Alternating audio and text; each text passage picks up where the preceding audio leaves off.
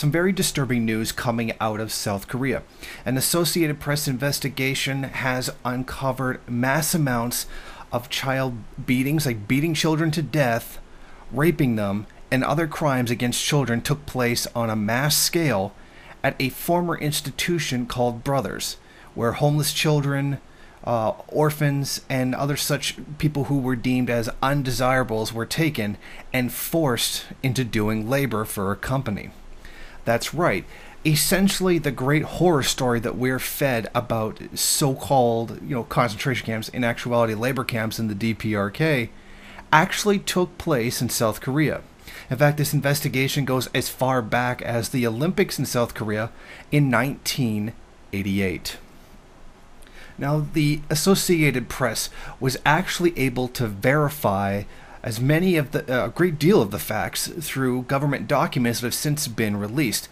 Now, here's a description of the place according to one police officer who did carry out a raid.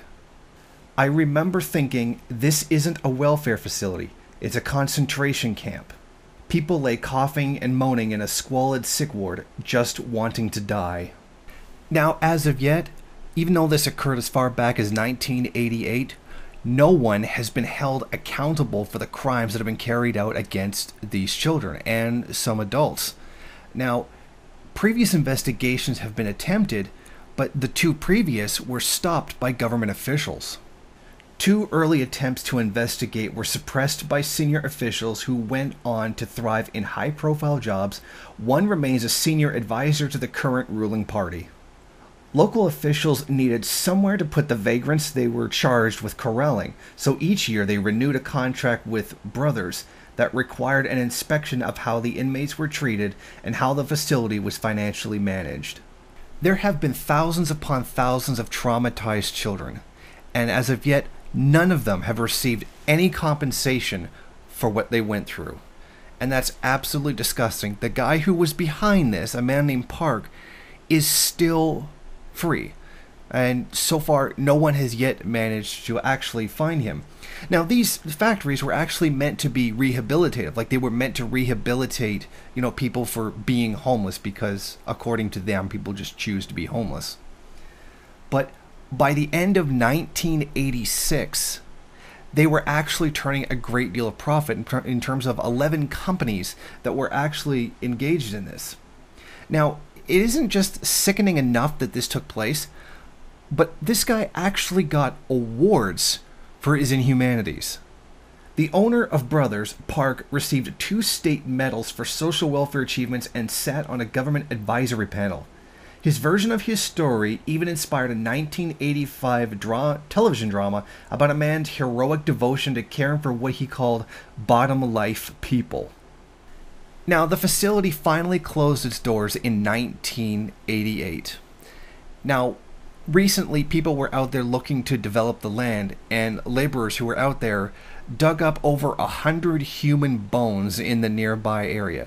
That's right. Essentially, they found a mass grave of children who were killed at the facility, and they were actually put out through different areas. These were shallow graves, so very clearly these children were killed in the course of beatings and then taken out in the woods and buried quickly so that nobody would know what happened.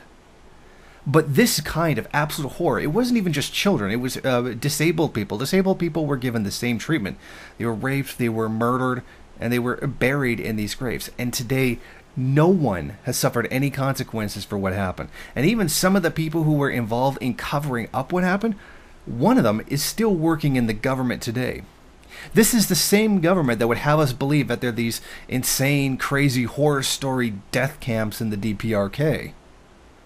And yet, we're always presented this image with, frankly, no substantial evidence.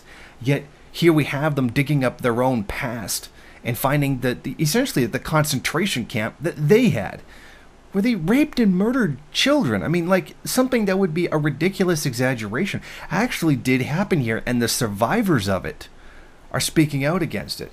And this just shows the tremendous second face of imperialism, and those who would denounce the people who try to exercise their own power, to determine their own future, to people who would decide that they don't want to live under the thumb of U.S. imperialism.